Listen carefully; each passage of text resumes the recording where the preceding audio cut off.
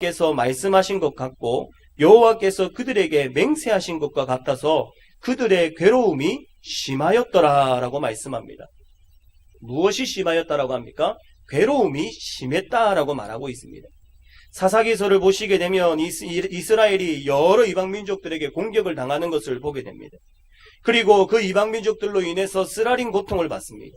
여러 민족들의 지배 아래 들어가서 고통 속에서 나날을 보냈었던 이스라엘 백성들이었습니다. 이 사사기 역사 300~400년가량은 이스라엘에게 있어서 괴로움의 역사였습니다. 하나님께서 약속하셨던 가나안 땅에 이스라엘 백성들이 들어갔습니다.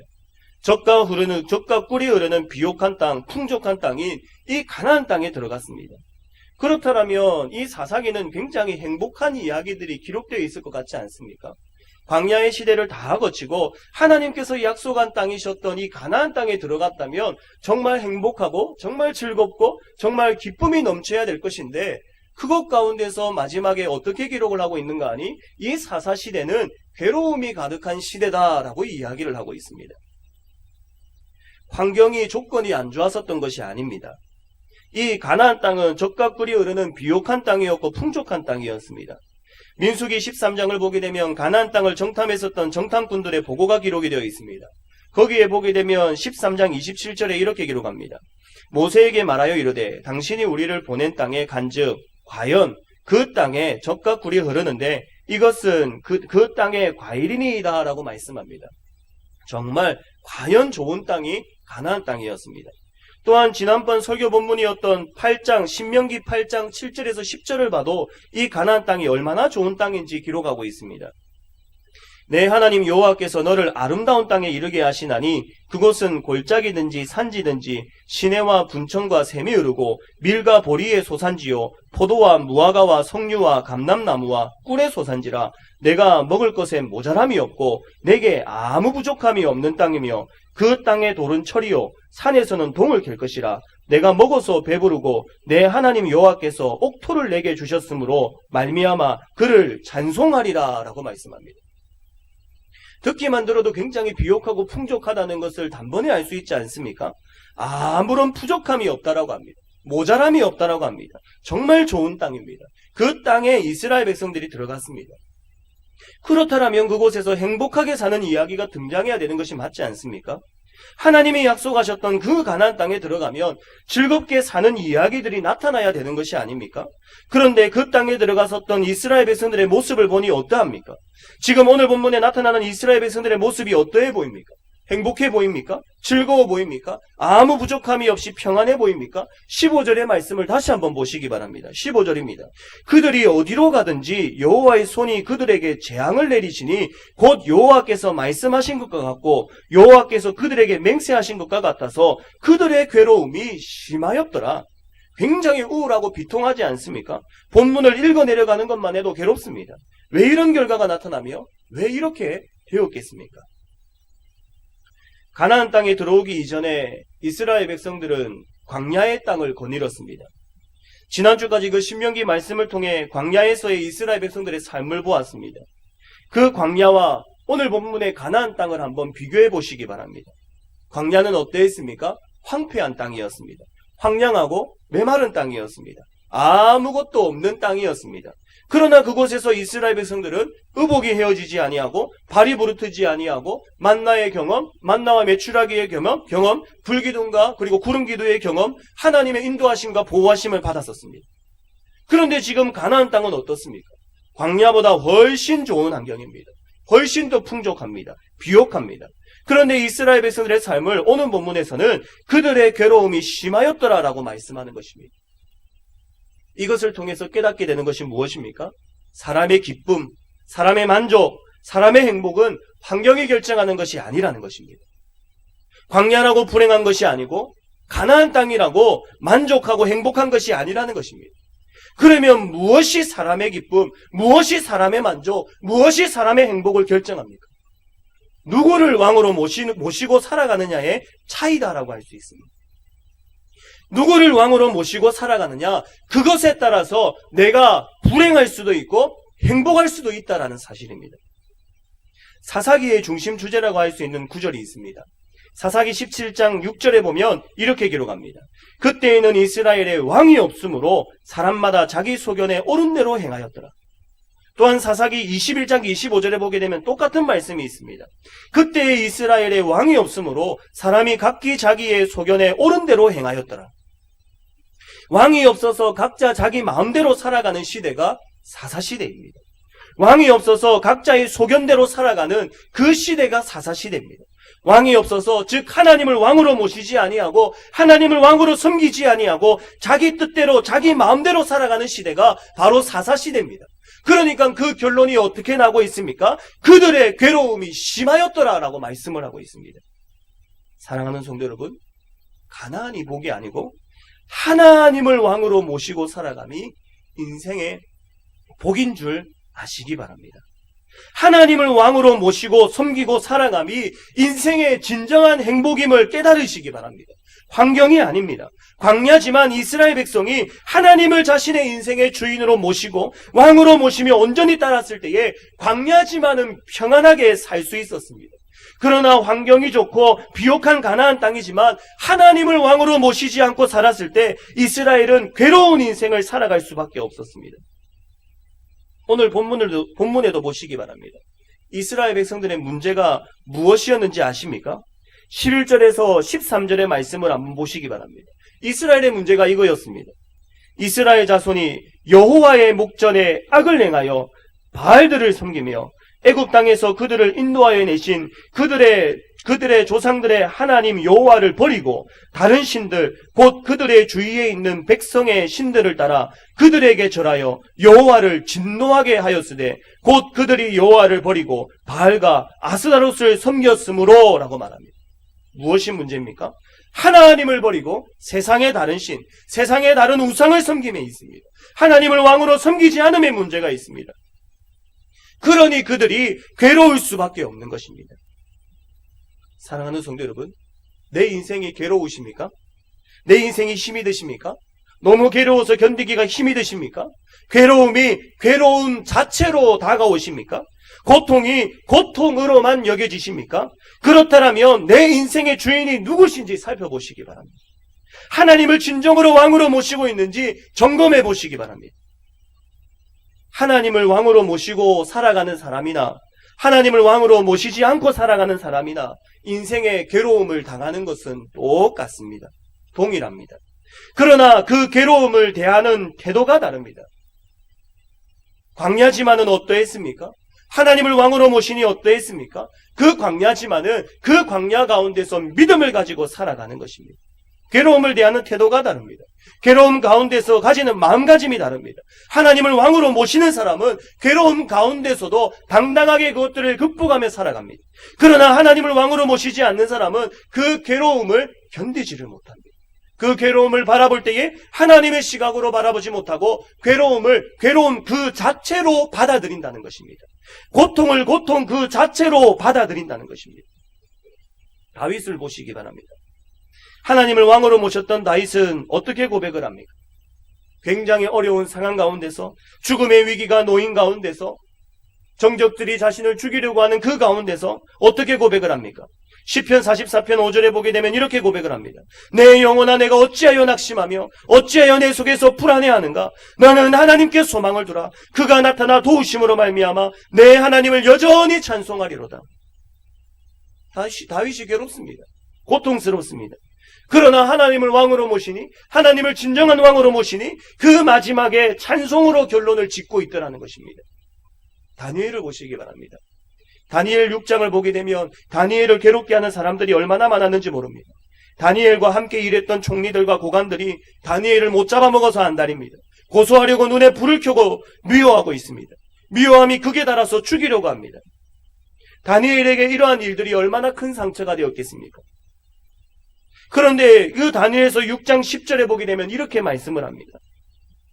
다니엘이 이 조서에 왕의 도장이 찍힌 것을 알고도 자기 집에 돌아가서는 윗방에 올라가 예루살렘으로 향한 창문을 열고 전에 하던 대로 하루 3번씩 무릎을 꿇고 기도하며 그의 하나님께 감사하였더라. 주변에서는 나를 죽이려고 덤벼드는데, 나를 미워하고 나에게 상처를 쏟아붓는데, 너무 괴로운데 다니엘이 뭐하고 있습니까? 그의 하나님께 감사하였더라라고 말씀하고 있습니다. 사랑하는 성도 여러분, 하나님을 진정으로 왕으로 모신 사람들은 다릅니다. 다르게 살아갑니다. 하나님을 자신의 주인으로 모신 사람, 인생의 주인으로 모시는 사람들은 세상을 다른 눈으로 바라봅니다. 환경으로 바라보지 않습니다. 광야인지 가나안 땅인지 그것으로 바라보지 않습니다. 상황으로 보지 않습니다. 하나님의 시각으로 바라본다는 것입니다. 오히려 그곳 가운데서 감사를 찾고 그곳 가운데서 찬양을 합니다. 왕이신 하나님께서 나를 책임지시기 때문에, 왕이신 하나님께서 나를 인도하시기 때문에 비록 광야의 길을 거닐고 있지만 그 가운데서 감사의 제목을 찾더라는 것입니다. 오늘 우리들이 우리 마음 중심에 하나님을 다시금 왕으로 모시기를 소원합니다. 왕이 없어서 내 마음대로 행함으로 인해, 세상의 다른 우상들을 섬김으로 인해 괴로웠던 나의 인생이지 않습니까? 그 인생에서 돌아서서 하나님을 나의 왕으로 다시금 인정하시기 바랍니다. 그럴 때에 우리의 삶은 회복될 줄 믿습니다. 아니, 환경은 달라지지 않을 줄 모르나 그 환경을 바라보는 시각이 달라질 줄 믿습니다. 환경이 행복을 결정하는 것이 아니라 하나님을 왕으로 모시고 살아감이 행복을 결정하는 것임을 알고 날마다 나의 마음 가운데 하나님을 왕으로 모시고 살아가는 우리 성도님들이 되시기를 주님의 이름으로 부탁드립니다. 그런데 여기서 중요한 것이 하나 있습니다. 우리가 놓치지 말아야 될 것이 있습니다. 그것이 무엇이냐면 이 사실을요, 나만 알고 있어서는 안 된다는 것입니다. 하나님을 왕으로 모시고 살아갈 때 인생이 행복하고 즐겁고 기쁨이 넘친다라는 이 사실, 환경이 결정하는 것이 아니라 하나님이 나의 인생을 결정한다라는 이 사실을 우리의 자녀들에게도 알려주어야 한다는 것입니다. 가르쳐 주어야 한다는 것입니다. 자녀들에게 이 사실을 알려주고 그 마음에 새겨 주어야 한다는 것입니다. 다음 세대에 이 사실을 전해 주어야 한다는 것입니다. 오늘 본문을 보게 되면 이스라엘 백성들이 처음부터 괴로움을 경험했었던 것은 아닙니다. 이스라엘 백성들이 처음 가나안 땅에 발을 들였을 때에는 정말 좋았습니다. 행복했습니다. 여호수아가 살아있을 동안에 가나안 땅에서 지내는 것이 참 행복했습니다. 6절을 보면 이렇게 기록합니다. 전에 여호수아가 백성을 보내매 이스라엘 자손이 각기 그들의 기업으로 가서 땅을 차지하였고 라고 말씀합니다. 땅을 차지하고 그 땅 가운데서 누리며 살았습니다. 그 다음 7절입니다. 백성이 여호수아가 사는 날 동안과 여호수아 뒤에 생존한 장로들 곧 여호와께서 이스라엘을 위하여 행하신 모든 큰 일을 본 자들이 사는 날 동안에 여호와를 섬겼더라. 여호와를 섬기면서 참 행복하게 지냈습니다. 그런데 그들이 죽은 후가 문제였습니다. 8절에 보면 여호수아가 죽습니다. 여호와의 종 눈의 아들 여호수아가 110세에 죽음에 또한 여호수아와 그 세대의 사람들이 다 죽습니다. 그 뒤가 문제였습니다. 10절의 말씀입니다. 10절의 말씀 같이 한번 읽어보겠습니다. 시작.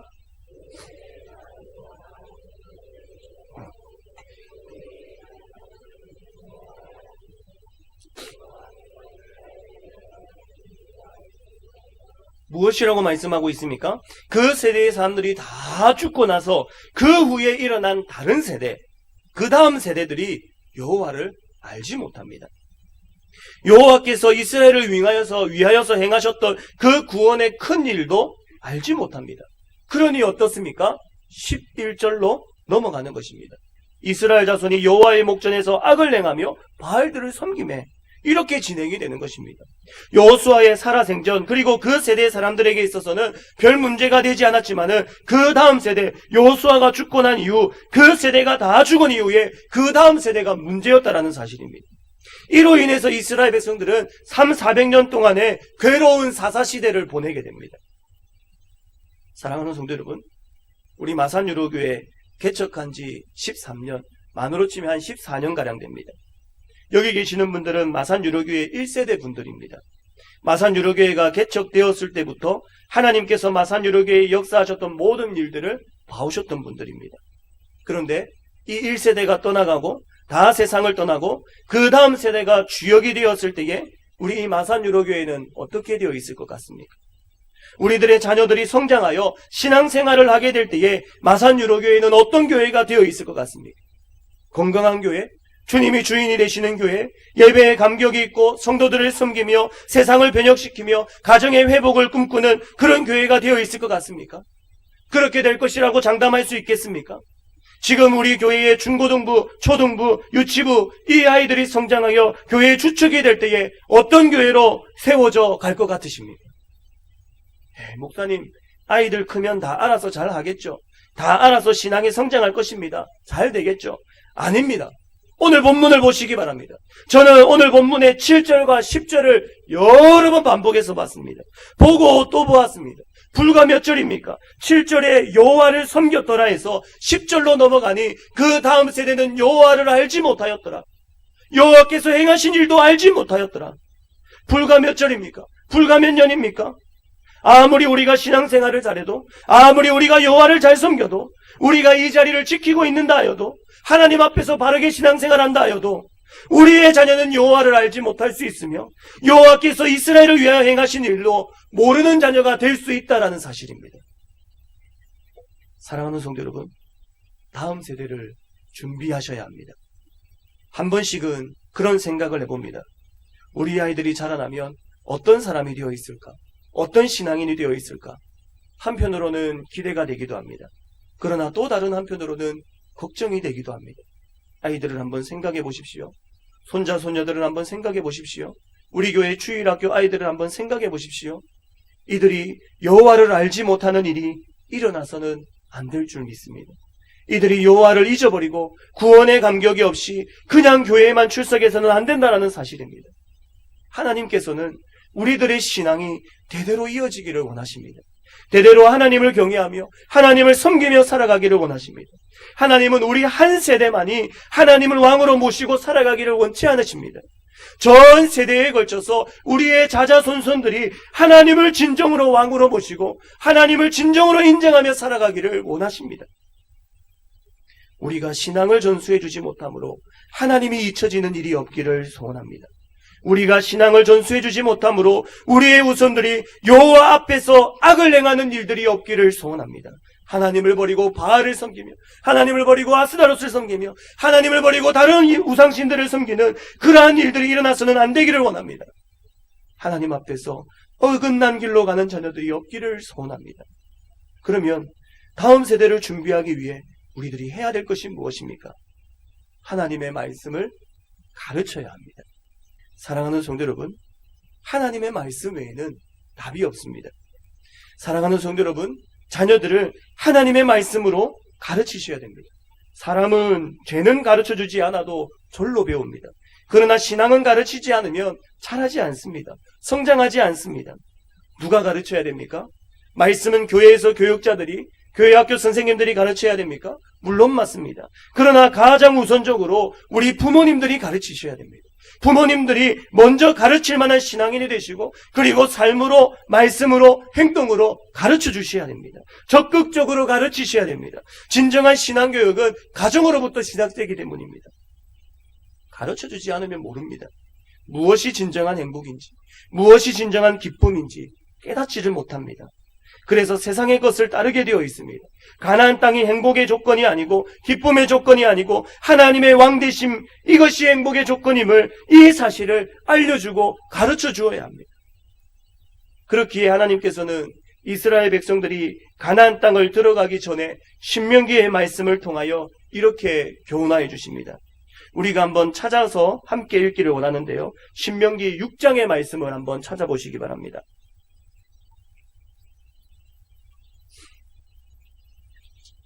신명기 6장 4절에서 9절의 말씀입니다.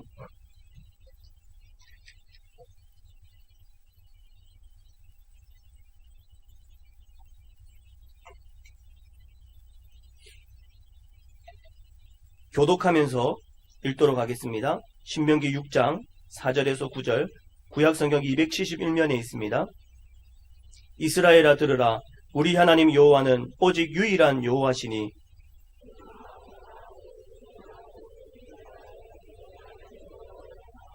오늘 내가 내게 명하는 이 말씀을 너는 마음에 새기고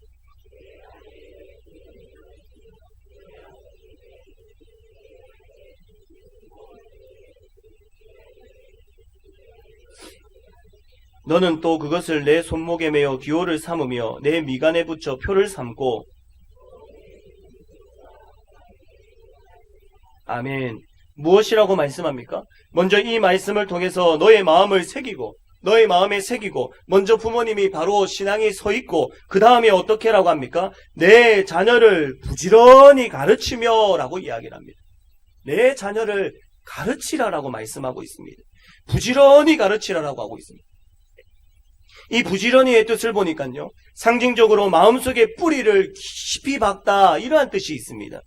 자녀의 마음 깊이 신앙이 뿌리 내릴 수 있도록, 신앙이 자리 잡을 수 있도록 계속해서 지속적으로 반복적으로 가르치라고 말씀하고 계십니다.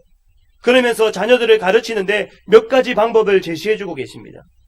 먼저는 말씀을 강론하라 하십니다. 강론하는 것은 쉽게 풀어서 설명하는 것입니다. 자녀에게 말씀을 쉽게 풀어서 설명해 주셔야 합니다.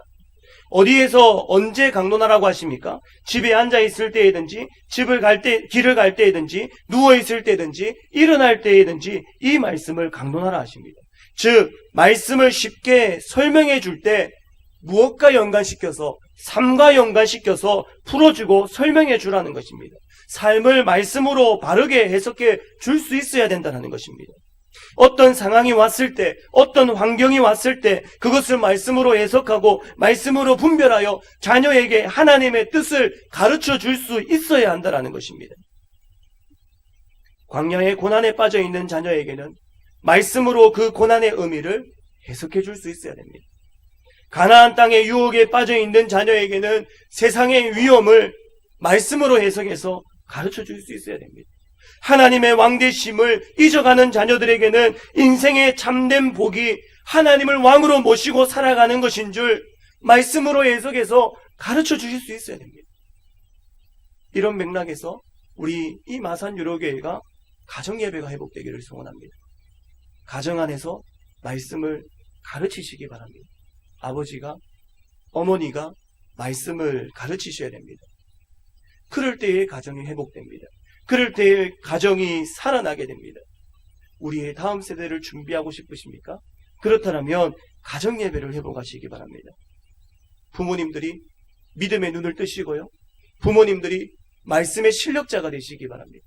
말씀을 분별해서 해석할 수 있는 능력들을 가지시기 바랍니다. 그리고 그 말씀을 가지고 삶을 해석하고 적용해서 우리 자녀들에게 가르쳐 주시기 바랍니다. 그럴 때에 우리의 자녀들이 어긋난 길로 가지 않을 줄 믿습니다. 이 세상이 얼마나 깜깜합니까? 이 세상이 얼마나 침침합니까?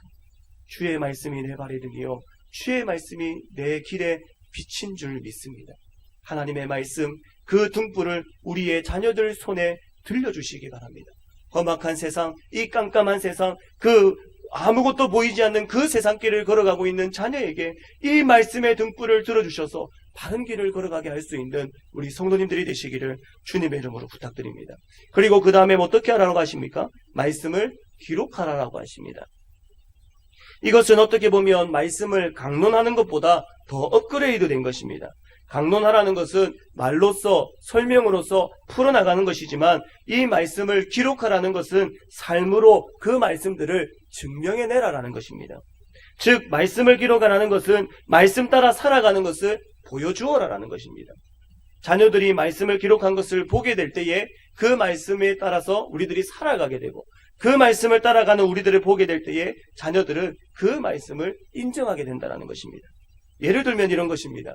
차를 운전할 때에 차 종류에 따라서 마음가짐이 달라지는 것을 보게 됩니다. 제 개인 소유의 차를 타면 운전을 마음껏 합니다.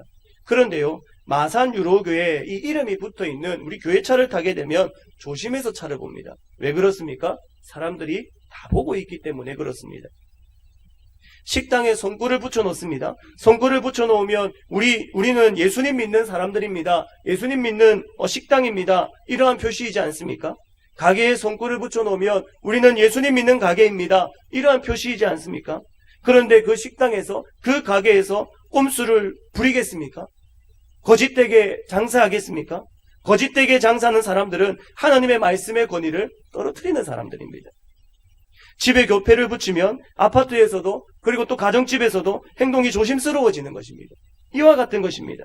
자녀들이 보도록 말씀을 붙이면, 말씀을 기호로 삼으면, 그리고 또 그 말씀을 따라서 살아가게 되면은 자녀들이 그 말씀을 보며 영향력을 받는다라는 사실입니다.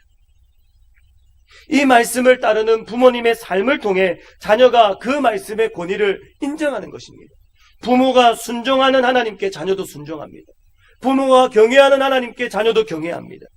부모가 무시하는 하나님은 자녀도 무시하게끔 되어 있습니다.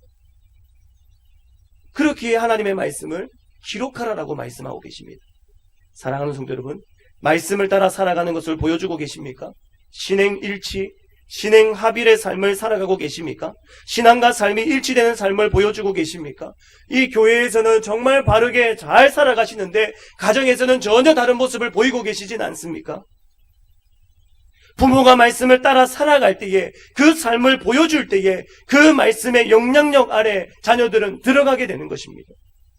우리가 그 말씀을 경외하게 될 때에 자녀들 역시 그 말씀 가운데로 살아가는 것입니다. 가나안 땅에 들어왔었던 1세대들, 그 2세대들은 여호와를 몰랐습니다. 왜 그렇게 되었습니까? 아까 보았었던 그 말씀 앞에 보게 되면은 하나님께서 가나안 땅에 들어가게 될 때에 모든 이방 민족들을 다 물리치라고 했습니다. 그런데 이스라엘 백성들이 어떻게 했습니까? 그렇게 하지 못했습니다. 하나님의 말씀에 순종하지 못했습니다. 그러니 그 영향력을 누가 받습니까? 자녀들이 그대로 받더라는 것입니다. 하나님을 경외하는 부모님 밑에서 하나님을 경외하는 자녀가 나오는 것입니다. 우리 성도님들, 이 세상을 어떻게 보십니까? 오늘날 이 세상 호락호락하지 않습니다. 결코 쉬운 상대가 아닙니다. 이런 세상 가운데서 우리의 자녀들이 어떻게 신앙생활하며 살아가기를 원하십니까? 세상에 얼마나 많은 유혹이 있는지 모릅니다. 아이들을 현혹하고 아이들의 우상이 되어 있는 것들이 얼마나 많은지 모릅니다. 우리 부모님들도 그 위기감을 느끼실 것입니다. 스마트폰이 우상이 되어 있으며, 온갖 연예인들이 우상이 되어 있으며, 컴퓨터 게임, 온갖 음란 사이트들이 범람하고 있는 것이 오늘날 현대입니다. 우리 아이들이 안전할 것 같습니까? 이런 험악한 가운데서 너무 담담하게 우리 자녀들을 그 세상 가운데로 내보내지 않습니까? 그냥 내어보내시면 안 됩니다. 소낙비처럼 쏟아지는 그 세상의 유혹 앞에 비닐우산 하나 씌워 보낸다라면 안심이 되시겠습니까? 무엇을 가지고 우리 아이들이 세상을 이기겠습니까? 한 번은 저희 아이가 와서 이렇게 이야기를 합니다. 아빠, 신발을 빨리 해봐, 이렇게 이야기를 합니다. 그것도 웃으면서 이야기를 합니다. 신발을 빨리 하면은 뻔하지 않습니까? 그게 나쁜 말이라고 따끔하게 충고를 해주었습니다. 그런데 참 마음이 착잡했습니다. 이제 5살입니다. 그런데 벌써 그런 영향력들을 받고 있습니다. 그런데 문제는요, 그게 별로 나쁜지를 모릅니다. 재밌는 것으로 웃으면서 와가지고 이야기를 하더라는 겁니다. 어디에서 배워왔겠습니까? 어디에서 영향력을 배워왔겠습니까? 어디서 영향력을 받았겠습니까? 사랑하는 성도 여러분, 안심할 부분이 없습니다. 요즘 아이들이 너무 욕을 잘한답니다. 컴퓨터만 켜면 음란이 쏟아지는 세상이라고 합니다. 이런 세상 가운데서 오늘 본문 이 10절의 말씀이 나타나지 않는다라고 이야기할 수 있겠습니까? 그냥 내어버려 두시면 분명 이 10절의 모습이 나타나게끔 되어 있습니다. 다음 세대를 준비하셔야 합니다. 다음 세대로 신앙을 전수해 주셔야 됩니다. 탈무드에 보면 이런 말이 있습니다. 어리석은 부모는 재산을 남기고, 양식이 있는 부모는 지식을 남기고, 지혜로운 부모는 신앙을 물려준다라는 말이 있습니다. 부지런히 가르치시기 바랍니다. 말씀을 강론하시고요, 그 말씀을 써붙이시고요, 그 말씀을 따라 살아가는 모습들을 자녀들에게 보여주시기 바랍니다. 가정 안에서 가정 예배를 회복시키시고요, 하나님의 떨어진 그 말씀의 권위를 다시금 세우시기 바랍니다. 하나님을 경외하고 그 말씀에 순종하는 모습을 자녀들에게 보여주시기 바랍니다. 말씀으로 자녀들을 무장시키시기 바랍니다. 말씀 위에 자녀들을 세우시기 바랍니다. 반석 위에 든든히 세우시기 바랍니다. 모래 위가 아닌 반석 위, 하나님의 말씀 위에 자녀들을 세워가시기 바랍니다. 물론 쉽지 않습니다. 자녀에게 말씀으로 가르치고 양육하는 건 쉽지 않습니다. 그러나 쉽지 않다고 해서 포기해서 안 됩니다. 주님의 긍휼을 기대하며 최선을 다해 말씀을 가르치게 될 때에 그 말씀을 통해 우리의 자녀들에게 큰 역사가 나타날 줄 믿습니다. 그리하여 우리의 다음 세대, 그 다음 세대에도 계속해서 나타나는 그 다음 세대에도 우리 하나님을 높이며 하나님을 왕으로 모시며 하나님을 찬미하게 될 줄 믿습니다. 말씀을 맺겠습니다. 사랑하는 성도 여러분, 광야가 저주가 아닙니다. 가나안 땅이 행복이 아닙니다. 환경이 행복이 아니고 환경이 기쁨이 아니고 하나님의 왕되심이 기쁨이고 행복입니다. 이것을 기억하시기 바랍니다. 그리고 이 기억한 이 사실을 나만 알고 있지 말고 우리들의 자녀들에게 가르쳐 주시기 바랍니다. 그래서 세상의 다른 것에 우리의 자녀들이 기웃거리지 않고 우리의 자녀들도 하나님을 왕으로 모시고 살아가기를 소원합니다. 말씀을 부지런히 가르치셔서 가정으로부터 말씀이 회복되셔서 믿음의 대를 계속해서 이어가시는 우리 성도님들이 되시기를 주님의 이름으로 부탁드립니다. 우리 이 말씀을 생각하면서 우리 함께 보리라 라는 찬양으로